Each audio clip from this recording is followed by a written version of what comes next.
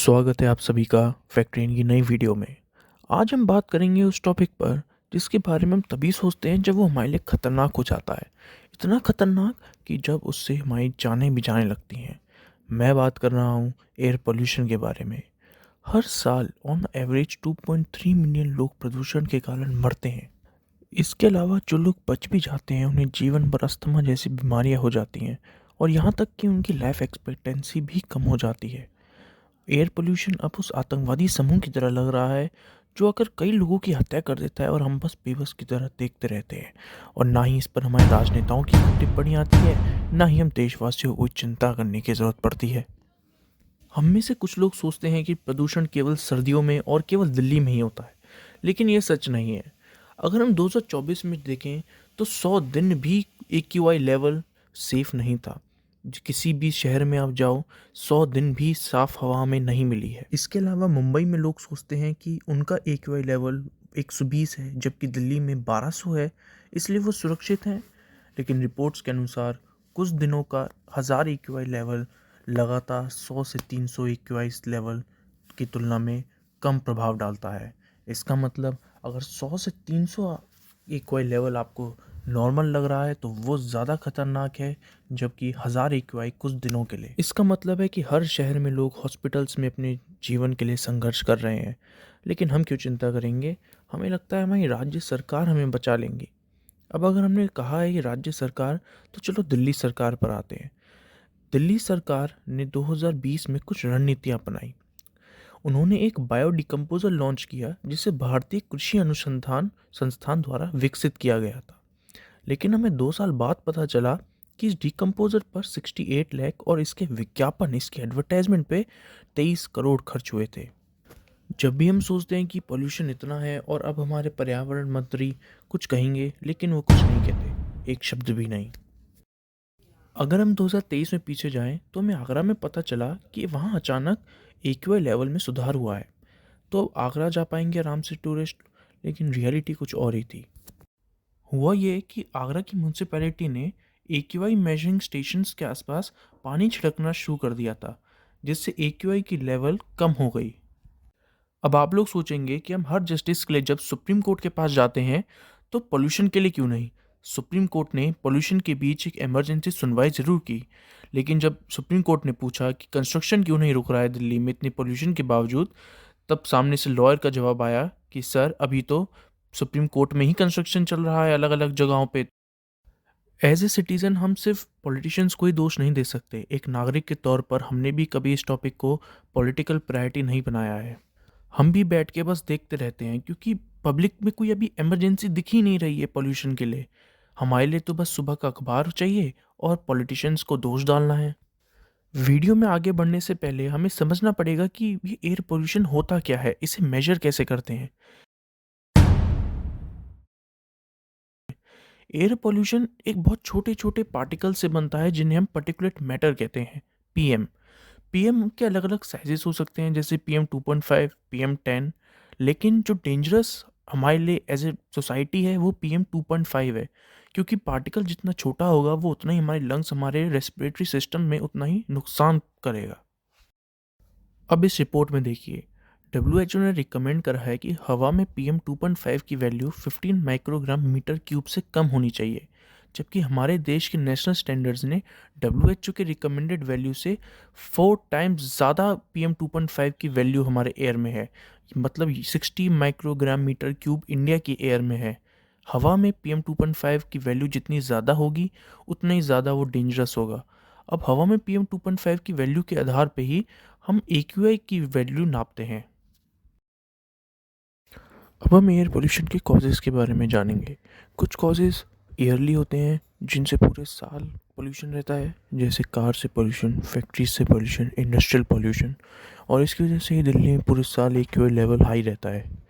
एक और रीज़न है जो नॉर्थ इंडिया को एक हेल्प बना देता है अक्टूबर नवंबर के मंथ्स में, जो कि है पराली जलाना, स्टबल बर्निंग।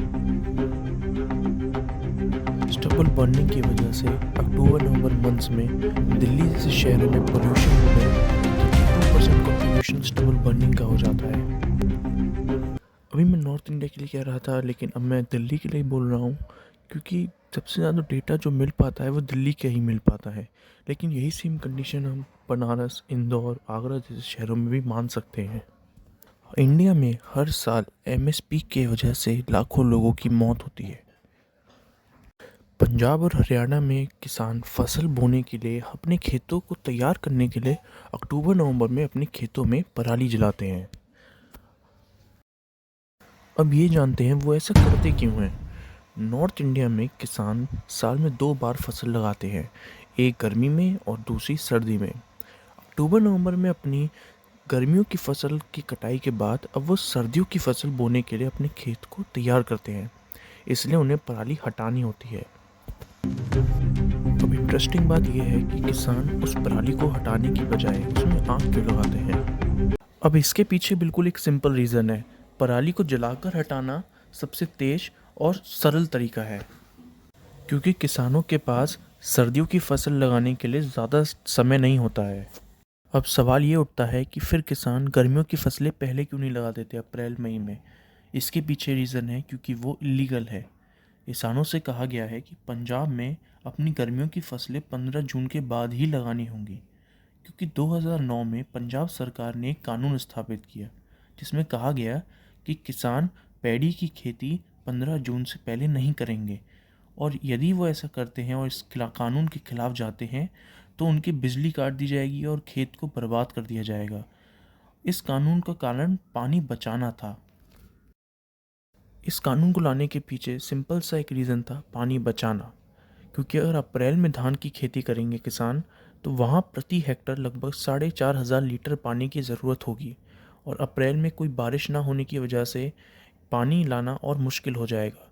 इसलिए जून में जब बारिश भी होती है तब यही वैल्यू 4,500 लीटर से 3,000 लीटर आता है। अब सवाल ये है कि अगर किसानों को इतना पानी चाहिए धान की खेती के लिए, तो वो धान की खेती कर क्यों रहे हैं। और इसके पीछे कारण है एमएसपी।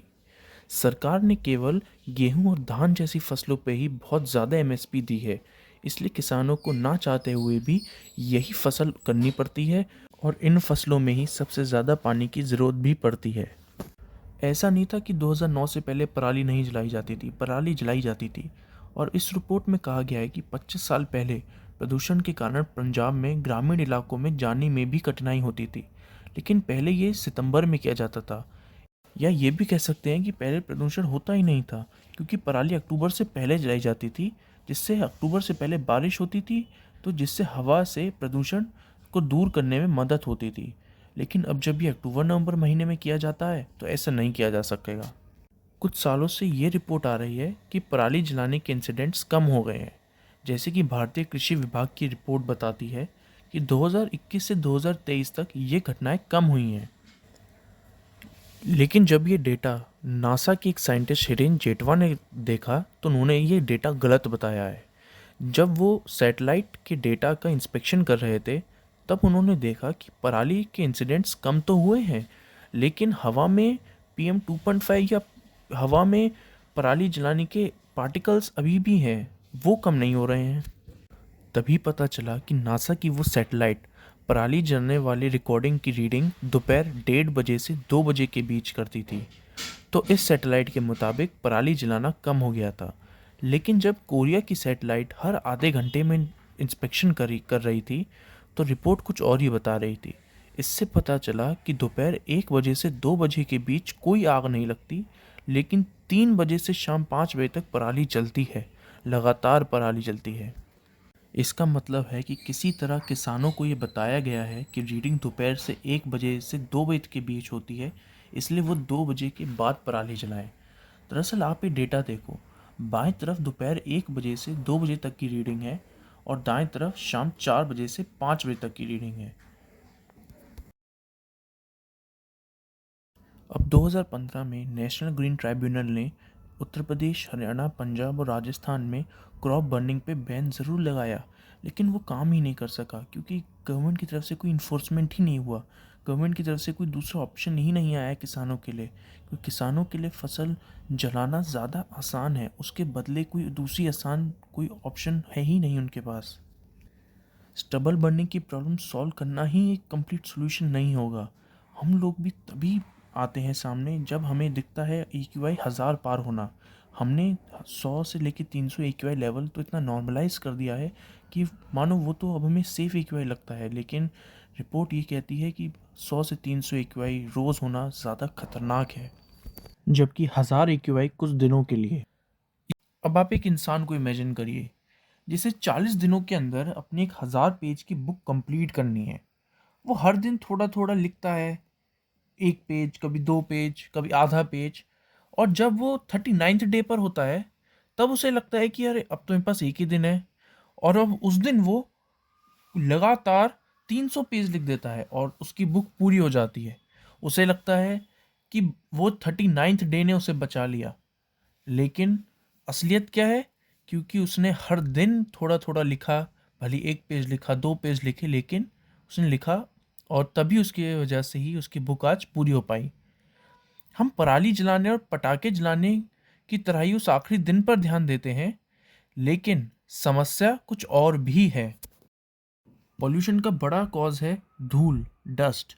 दिल्ली और बेंगलुरु जैसे शहरों में 30 से 40% PM2.5 प्रदूषण धूल से होता है। और धूल कच्ची सड़कों या कंस्ट्रक्शन साइट से आता है।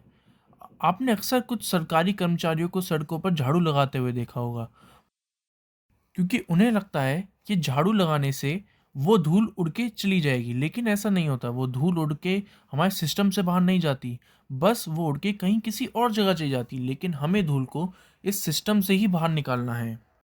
पॉल्यूशन को रोकने के लिए एक टेम्पररी सॉल्यूशन है पानी छिड़कना। इसलिए दिल्ली सरकार स्प्रिंकलर का उपयोग करती है ताकि धूल ना उड़े। यही रीज़न है जहाँ ज़्यादा बारिश होती है वो उतनी ही जगह साफ दिखाई देती है, क्योंकि मॉइस्चर की वजह से वो धूल दब जाती है वहीं पे ही। लेकिन वाटर स्प्रिंकलर्स का यूज़ करना, बारिश का होना, ये भी एक टेम्परेरी सॉल्यूशन है। हमें ज़्यादा से ज़्यादा पेव्ड रोड्स बनानी पड़ेंगी धूल को हटाने के लिए। नवंबर 2019 केंद्रीय सचिव CK मिश्रा ने घोषणा की कि दिल्ली के सभी कच्ची सड़कें 2020 अगस्त तक पक्की हो जाएंगी। लेकिन उस घोषणा को किए हुए 6 साल होने वाले हैं। अभी भी दिल्ली की 500 किलोमीटर कच्ची सड़कों में से सिर्फ 68 किलोमीटर सड़क ही पक्की हो पाई है। एक इंटरव्यू में तनुश्री गांगुली जी ने बताया कि हमारे पास जितनी ज़्यादा पक्की रोडें होंगी उतना ही लोग पैदल चलेंगे या साइकिल से चलेंगे, ना कि छोटी छोटी चीज़ों के लिए भी अपनी गाड़ियाँ, बाइक, स्कूटर निकालेंगे। इससे उनसे निकलने वाले एमिशन भी कम होंगे। और फिर हमें ये फेक स्वेपिंग करना भी बंद करना होगा। इसकी जगह हमें एक मैकेनाइज्ड स्वेपिंग की मशीन यूज़ करनी पड़ेगी। लेकिन प्रॉब्लम ये है कि हमारी सरकार के पास ये मशीनें ही नहीं हैं। अगर हम कंस्ट्रक्शन साइट्स पर वो ग्रीन कर्टेन्स यूज़ करेंगे तो उससे भी प्रदूषण काफ़ी कम होगा। हवा उड़ने वाली बहुत कम उड़ेगी।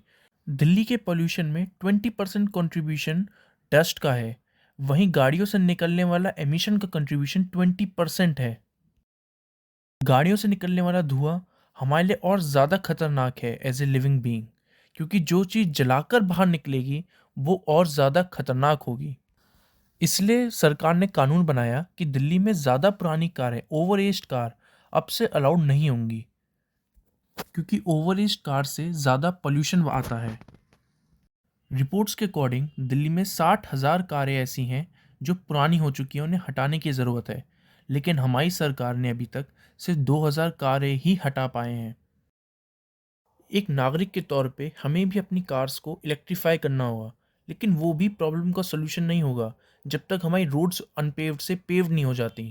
क्योंकि कार आपकी चाहे पेट्रोल से चले, डीजल से चले, इलेक्ट्रिसिटी से चले, अगर सड़क अनपेव्ड है तो धूल तो उड़ेगी ही। इसका सबसे अच्छा सलूशन है इंडिया में पब्लिक इंफ्रास्ट्रक्चर को इम्प्रूव करना। पब्लिक इंफ्रास्ट्रक्चर के सामने भी दो चुनौतियां हैं। एक है जनसंख्या, जनसंख्या का तेज़ी से बढ़ना। दूसरा रीज़न है गवर्नमेंट का पब्लिक व्हीकल्स पे ज़्यादा सब्सिडी देना। ज़्यादा सब्सिडी देने की वजह से पब्लिक व्हीकल ओनर्स के पास ज़्यादा पैसा नहीं आ पाता और वो इस पब्लिक इंफ्रास्ट्रक्चर को ज़्यादा इम्प्रूव नहीं कर पाते। लेकिन अभी लोगों में कोई इमरजेंसी ही नहीं दिख रही है। लोग ज़्यादा साफ हवा को महत्व ही नहीं दे रहे हैं। जैसे घरों में भी लोग खिड़कियाँ खोल देते हैं ताकि वेंटिलेशन हो पाए, भले ही फिर बाहर AQI 1200 हो। 2014 में चाइना के प्राइम मिनिस्टर ली केकियांग ने एयर पोल्यूशन के खिलाफ एक युद्ध की घोषणा की। हमें भी ऐसे करने की ज़रूरत है, लेकिन क्या आपने कभी हमारे प्राइम मिनिस्टर या चीफ मिनिस्टर के मुंह से ऐसे शब्द सुने हैं? लोगों को साफ हवा की मांग के लिए आगे आना ही होगा, तभी सरकार कुछ कदम उठाएगी। दूसरा रीज़न है कि गवर्नमेंट एम्प्लॉयज़ पे कोई प्रेशर ही नहीं है। जैसे अभी आपने देखा 2019 में हमारे एनवायरनमेंट मिनिस्टर सीके मिश्रा ने घोषणा की कि 2020 अगस्त तक दिल्ली की सारी सड़कें पक्की हो जाएंगी। लेकिन 6 साल होने को आए, अभी भी वो चीज़ नहीं हुई है। लेकिन क्या उसकी वजह से किसी की नौकरी गई? नहीं। या ऐसा नहीं है कि हमारी गवर्नमेंट ने कभी कोई स्टेप नहीं उठाया एयर पोल्यूशन कम करने के लिए। जैसे national clean air programme NCAP के अनुसार पहले एयर पोल्यूशन कम करने के लिए 2024 की तारीख दी गई थी, लेकिन अब वो तारीख भी बदल गई है, उसे 2026 कर दिया गया है। लेकिन फिर भी अगर 2026 तक वो टारगेट अचीव नहीं हो पाता, तो क्या उस पर कोई कार्रवाई होगी? क्या किसी की नौकरी जाएगी? इंडिया में पॉलिटिशियंस को बस एक टॉपिक से दूसरा टॉपिक कैसे निकालना है वो आता है। एज ए वोटर अब हमें आगे आना होगा, हमें इस टॉपिक को एक पब्लिक प्रायोरिटी बनाना होगा